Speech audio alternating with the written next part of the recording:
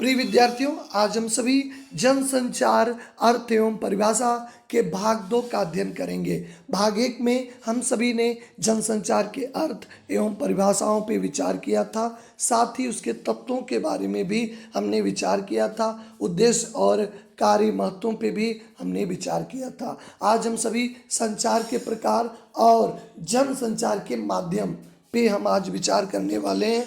तो सबसे पहले संचार के जो 4 प्रकार होते हैं, सांकेतिक, अंतःवैयक्तिक, अंतर्वैयक्तिक, समूह संचार। ज़्यादातर कई सालों में पूछा है बोर्ड परीक्षाओं में अंतःवैयक्तिक और अंतर्वैयक्तिक। यहाँ पे हमें सभी को संचार के माध्यम एवं व्यक्ति को बहुत सूक्ष्म तरीके से अध्ययन करना होगा, क्योंकि नए एजुकेशन पैटर्न में, नए जो परीक्षा प्रणाली में यानी जनसंचार से भी ऑब्जेक्टिव टाइप प्रश्न आने वाले हैं। तो चलिए हम सभी पहला सांकेतिक संचार पे विचार करते हैं। जैसे कभी आप अपने मित्र को इशारे से बुलाते हैं, जाहिर है कि इशारा भी संचार है, इसे सांकेतिक संचार कहते हैं। जब हम अपने बड़ों का सम्मान से प्रणाम करते हैं, उसमें मौखिक के साथ साथ दोनों हथेलियां भी प्रणाम के लिए इशारा करती हैं। तो इस तरह सांकेतिक में एक साथ मौखिक और अमौखिक संचार होता है। मौखिक संचार की सफलता में अमौखिक समाचार महत्वपूर्ण भूमिका होता है। हमारे जीवन में कुछ सबसे महत्वपूर्ण भावनाएं मौखिक से ज़्यादा अमौखिक द्वारा व्यक्त होती हैं, जैसे हंसते हुए खुशी, आंखों से रोते हुए दुख, प्रेम, डर या सांकेतिक रूप में व्यक्त हो जाते हैं। इसे कह के व्यक्त नहीं करना पड़ता। जैसे खुशी हुए आपकी ऐसी सांकेतिक एक्टिविटी होगी कि उससे लोग पहचान जाएंगे। देखिए ध्यान से, अंतःवैयक्तिक, इंट्रापर्सनल, यानी इस संचार के विभिन्न रूपों को हम एक और तरह से देखें। याद कीजिए, जब आप अकेले होते हैं तो क्या कर रहे होते हैं? कोई व्यक्ति अकेले होता है तो अपने से स्वयं से संवाद करता है, मुझे क्या करना है, क्या कभी भी खाली नहीं हो सकते हैं। कुछ न कुछ आप सोचते रहे होंगे, कुछ न कुछ योजना बना रहे हैं कि अगले दिन ऐसे पढ़ना है या इस चैप्टर को ऐसे पढ़ना है, या किसी को आप याद कर रहे होते हैं। ये भी एक संचार है। यानी जब किसी की आवश्यकता नहीं, आप स्वतः, इसे स्वगत संचार भी कहते हैं। आपको मैंने नोट्स में आप लिखे भी होंगे कि यह अंतःवैयक्तिक या स्वगत भी होता है। इसे स्वगत यानी अपने आप से, जब आपके मन में कोई भाव, कोई विचार, कोई सूचना स्वयं किसी से शेयर करने आपके मन में ही चलती रहती है, तो ये प्रक्रिया जो होती है अंतःवैयक्तिक होती है। इसे अंतःवैयक्तिक या इंट्रापर्सनल या स्वगत संचार भी कहते हैं। इसे आप स्वगत भी कहते हैं। ध्यान में, जैसे आप पूजा, इबादत, प्रार्थना करते वक्त ध्यान में होते हैं, वह भी अंतःवैयक्तिक संचार का उदाहरण है। किसी भी संचार की शुरुआत यहीं से होती है, यानी सबसे पहले यहीं से शुरुआत होती है। पहले सोचते हैं, फिर किसी से संवाद करते हैं। जब आप में कोई विचार आते हैं, अच्छे विचार, तब आप किसी दूसरे से आप व्यक्त करते हैं। स्पष्ट है, किसी मुद्दे पर आप सोच विचार करना, विचार मंथन करना, किसी विषय पे आप स्वयं सोचते हैं ये अच्छा है कि बुरा है, तब जाके दूसरों को बताते हैं। यानी सबसे पहले अपने मन में विचारों का आना, विचारों का समावेश, सूचनाओं का समावेश अंतःवैयक्तिक या स्वगत संचार कहते हैं। चलिए आगे हम देखते हैं। फिर अंतर्वैयक्तिक, जब दो व्यक्ति आपस में आमने सामने संचार करते हैं, इसे अंतः और अंतर का ध्यान दीजिएगा, इंटर पर्सनल संचार कहते हैं। इस संचार में फीडबैक तत्काल मिल जाता है, यानी कोई तुरंत बता देता है नहीं ये ठीक है या नहीं।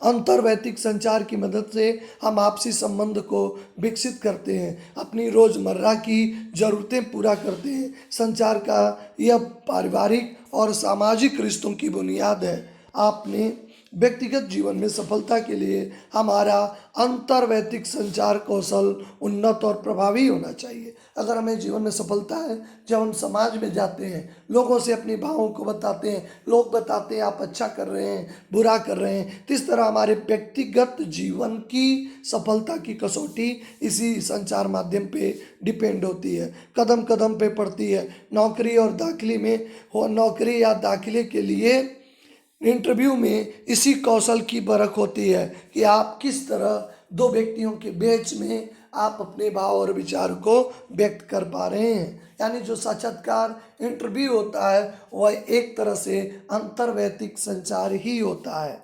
चलिए अंतिम समूह संचार की ओर। इसमें एक समूह में आपस में विचार या चर्चाएं होती है। जैसे आपकी कक्षा समूह संचार का एक अच्छा उदाहरण है। यानी बहुत ग्रुप में बच्चे होते हैं। इस संचार में हम जो कुछ भी कहते हैं वह किसी एक या दो व्यक्ति के लिए न होकर पूरे समूह के लिए होता है। अगर एक अध्यापक कोई सूचना कोई जानकारी बताते हैं तो दो या एक व्यक्तियों के लिए नहीं, पूरे क्लास के लिए होता है, समूह के लिए होता है। समूह संचार का उपयोग समाज और देश के सामने उपस्थित समस्याओं को बातचीत और बहुत मुहाविसे के जरिए हल करने के लिए होता है। संचार का सबसे महत्वपूर्ण और आखिरी प्रकार है जनसंचार कम्युनिकेशन। हम जब व्यक्तियों को समूह के साथ प्रत्यक्ष संवाद की बजाय किसी तकनीक या यांत्रिक माध्यम के जरिए से एक विशाल वर्ग से संवाद करने की कोशिश करते हैं, इसे ही जनसंचार कहते हैं। इसमें एक संदेश को यांत्रिक माध्यम से बहुगणित किया जा सकता है। एक ही संदेश है, अगर उसे यांत्रिक माध्यम में करें करोड़ों लोग देख सकते हैं।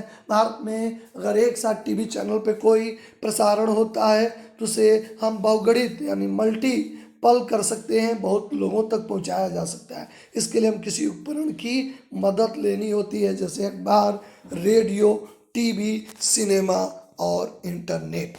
आइए, ये तो था संचार के प्रकार। जनसंचार के क्या क्या कार्य होते हैं विचार करें। जिस प्रकार संचार के कई कार्य हैं उस तरह जनसंचार माध्यम के भी कई कार्य हैं। इनमें से कुछ प्रमुख कार्य इस प्रकार हैं।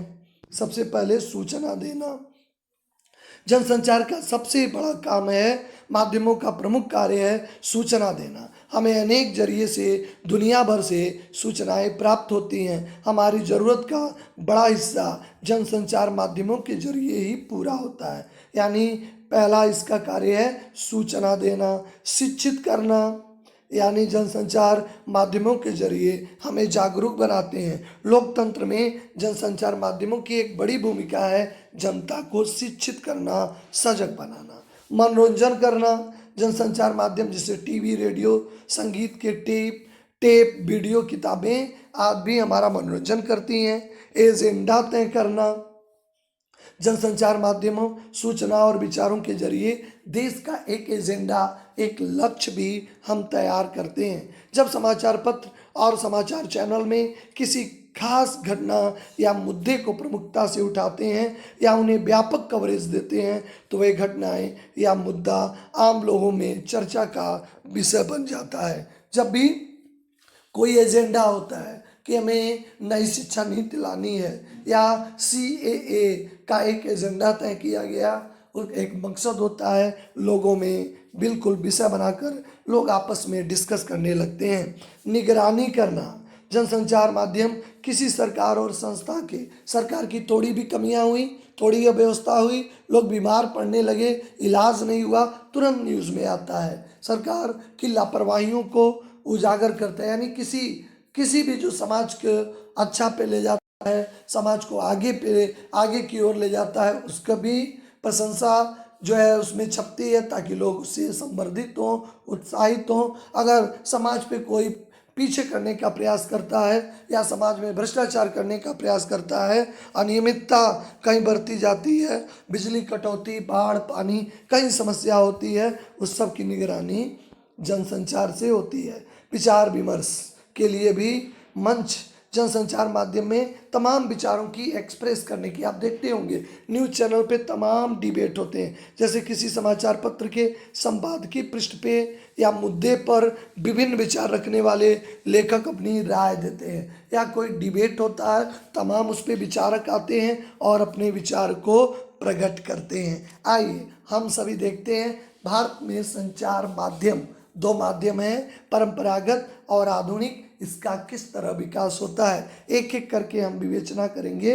परंपरागत जनसंचार, भारत में आज के जनसंचार आधुनिक माध्यम जिस रूप में है उसकी प्रेरणा भले ही पश्चिमी यानी वेस्टर्न जो कंट्री से सब माध्यम से रहा, लेकिन हमारे देश में संचार माध्यमों का इतिहास कम पुराना नहीं है।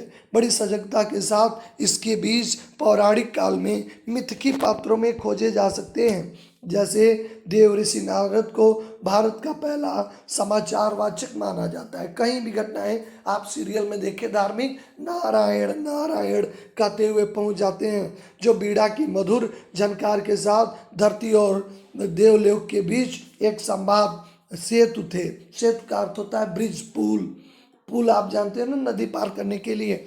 उसी तरह के महाभारत काल में महाराज धृतराष्ट्र और रानी गांधारी को युद्ध की झलक दिखाने का विवरण, जो आज उस समय टीवी नहीं थी, इंटरनेट नहीं थी, धृतराष्ट्र अंधे थे, वो अपने कौरव और पांडवों का कैसे देख पाते। संजय के पास दिव्य दृष्टि थी, वह एक एक चीज़ आज जैसे टीवी में दिखाई देता है या रेडियो में सुनाई देता है, वैसे वह देखकर उन्हें जो सुनाने का प्रयास करते हैं, तो पता चलता है कि भारत की जो है जनसंचार महाभारत काल में भी कितनी पुष्ट थी। जन भावनाओं को दरबार तक पहुंचाना, राजा का संदेश जनता के बीच में प्रसारित करने की समृद्ध व्यवस्थाओं के उदाहरण बाद में भी दिखाई पड़ते हैं। चंद्रगुप्त मौर्य, अशोक जैसे सम्राट के शासनकाल में अस्थायी महत्व के संदेशों को शिलालेख पे, जो सारनाथ का जो चिन्ह लिया गया है, हमारा राष्ट्रीय प्रतीक चिन्ह, उसमें सत्यमेव जयते एक सूचना देता है।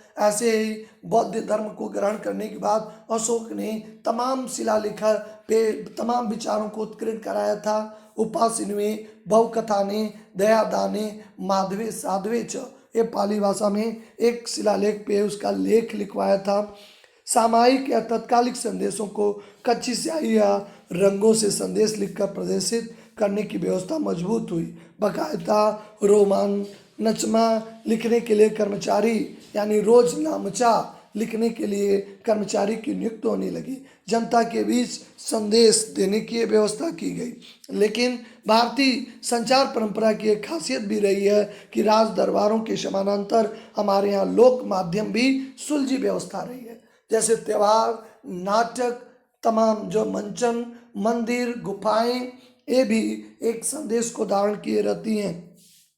जैसे आप प्रागैतिहासिक काल में ही मिलते हैं। भीम बेटका का गुफा चित्र, अजंता एलोरा के गुफा चित्र, कठपुतली, लोक नाटकों में नाटक देखिए कई पीढ़ियों से चलते हैं और उसमें तमाम जो संदेश छिपे होते हैं। जैसे रसांग, रागनी, तमाशा, लावनी, नौटंकी, जात्रा, गंगा गौरी, यक्षगान विशेष महत्व हैं। कलाकार मनोरंजन करते हैं तथा एक क्षेत्र का संदेश, यानी अगर कोई पंजाबी गीत है तो पंजाब की लोक संस्कृति को फैलाने का प्रयास करती है। अगर कोई भोजपुरी गीत है तो निश्चित तौर पे यहाँ की लोक संस्कृति और लोक माटी की चीज़ों को दूर तक पहचानने फैलाने में मदद करती है। अगर गुजरात के कोई गीत या नाटक है तो उसमें छिपे संदेश को पूरे देश में पहुँचाने का प्रयास भी करते हैं।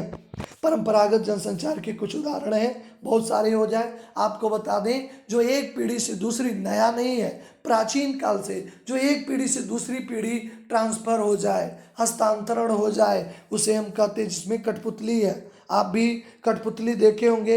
ये कठपुतली का खेल गांव, नगर, गरीब, अमीर, राज दरबार, धर्मस्थलों पे समान रूप से प्रदर्शित होते आए हैं। आज सुभगतित परिवारों में गुड्डे की शादी रचाई जाती है। इन खिलौने द्वारा बच्चे नाना प्रकार की नाटकीय रूप से देखकर अपना मन बहलाते हैं। आकृतियों में कठपुतली का बड़ा महत्वपूर्ण है। सबसे पहले देखिए, कठपुतलियों का काम है मनोरंजन। तमाम जो कठपुतलियों पे आधारित नाटक किए जाते हैं जिनसे शिक्षा मिलती है, मनोरंजन के साथ साथ आत्म प्रदर्शन भी होता है, सामाजिक कार्य है। कठपुतलियाँ भी 4 प्रकार की होती हैं। एक धागे वाली होती है जिसकी भुजा और पैरों को घुटने के धागे जोड़े जाते हैं। कठपुतली लचकदार होती है, लकड़ी या कागज, तार, धागा से, और उसे विविध आमंत्रण द्वारा कलाकार द्वारा करता है, उसे धागे को हिलाता है, लगता है कठपुतली सारी चीज़ों को स्वयं कर रही है। छड़ वाली कठपुतली इसके अलावा होती है। दस्ताने वाली कठपुतली, इसमें दस्ताने लगते हैं, काफ़ी ये जीवंत होता है, सजीव जैसा प्रतीत होता है। ऐसे ही छाया कठपुतली चमड़े या प्लास्टिक या टीन से निर्मित होते हैं, जिन्हें छाया पर्दे पे दिखाया जाता है, यानी वो कहीं पहले किया जाता है, उसका छाया बनता है। आप ऐसे टीवी में देखे होंगे, दूरदर्शन पे देखे होंगे, केवल उसकी छाया बनती रहती है और उस पर संवाद किया जाता है। इसके अलावा लोक नाट्य या रंगमंच जो नाटक होते हैं, मनोरंजन के साधन हैं, और हरिश्चंद्र के नाटक सदियों से चला आ रहा है। तमाम जो नल दमयंती का नाटक कई पीढ़ियों से आ रहा है और एक संदेश को छिपाया है, जो संदेश व्यक्त करता है। कलाकार कहानी के लिए संवाद, नाटक में संवाद होता है, डायलॉग, संगीत और नृत्य तीनों कलाओं का इस्तेमाल करते हैं। भारतीय संदर्भ में शास्त्रीय कलाओं को और लोक कलाओं के बीच आदान प्रदान भी होता है लोकमंच में। इसी प्रकार लोक कला होती है, हर समाज की एक प्रकार की कला होती है, जिसमें चित्रकला आती है। मधुबनी आर्ट आप देखें, मधुबनी पेंटिंग, ये एक जगह का लोक कला है, स्थायी कला है। यहाँ महिलाएं घरों में लीप पोत के सजाती हैं, कुछ चित्रकारी करती हैं, कुछ त्यौहार होता है पहले गोबर से लीप लेती हैं, फिर उस पर चावल को पीस के कोई चित्रकारी भी करती हैं। एक प्रकार की लोक कला है और एक संदेश को धारण किए रहता है। गीत हमारे मांगलिक कार्यक्रमों के संदेश को धारण किए होते हैं। कोई भी मांगलिक कार्य होता है और गीत न हो, समाज में हर मौके के लिए गीत है। जन्म के समय गीत होता है, विवाह से लेकर कहीं कहीं पे मृत्यु के भी गीत गाए जाते हैं। तो एक प्रकार के संदेश होते हैं। लोक कथा और लोक गाथा, कथा कहने का प्रवचन भारत में लंबी परंपरा है। आप देखिए संत महात्मा तमाम कथाएं सुनाते रहते हैं, जो आज भी बड़े बड़े गुरुओं के रूप में जारी है। वो पीढ़ी दर पीढ़ी वो कथा चलती रहती है।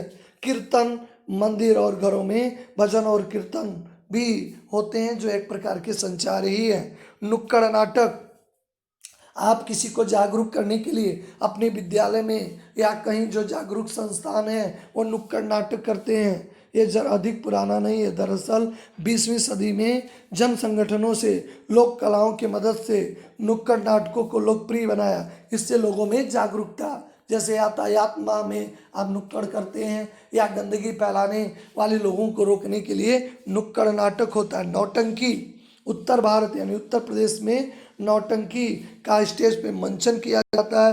पौराणिक कहानियों पे आधारित नौटंकी कथाएं एक सूत्र में प्रस्तुत होती है। ढोलक तेज लय में नौटंकी में लगातार गीत भी गाए जाते हैं। तमाशा, तमाशा एक मनोरंजक शैली है। इसमें महिला पात्र अपने जो पति या प्रेमी के गुणगान में गीत गाती है। कलाकार अपनी बात गीत, वार्तालाप और मिले जुले रूप में करते हैं। इस तरह आपने देखा कठपुतली, गीत, नाटक, तमाशा या नौटंकी, इसके अलावा भी मंदिर, चित्रकारी, पेंटिंग, शिलालेख, यानी जो भी पीढ़ी दर पीढ़ी, यानी जो प्राचीन हो और एक पीढ़ी से दूसरी पीढ़ी पे संचरित हो, हस्तांतरित हो, ट्रांसफर हो, ऐसी सूचनाएं परंपरागत माध्यम के अंतर्गत आती हैं। तो आज हम सभी ने जनसंचार के प्रकार और जनसंचार के माध्यम में परंपरागत जनसंचार के बारे में अध्ययन किया। आगे हम नेक्स्ट वीडियो में आप सबसे मुलाकात होगी नए जो है कंटेंट के साथ, नए विषय वस्तु के साथ। आप सभी का धन्यवाद। हिंदी उत्कर्ष चैनल को आप लाइक और सब्सक्राइब करें, ताकि आपको नई वीडियो का अपडेट मिलता रहे और आप अपने ज्ञान का अर्जन करते रहें।